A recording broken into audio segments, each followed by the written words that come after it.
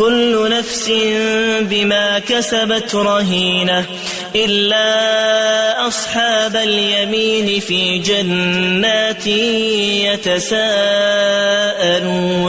عن المجرمين ما سلككم في سقر قالوا لم نك من المصلين ولم نك نطعم المسكين وكنا نخوض مع الخائضين وكنا نكذب بيوم الدين حتى أتانا اليقين. هر څوک د خپل کړو په بدل کې ګراو دی د خلاص کسانو څخه پرته چې په جنتونو کې بوي. هلته به هغوی له مجرمانو څخه پوښتنه وکړي تاسو څه شي دوزخ ته بوتلی؟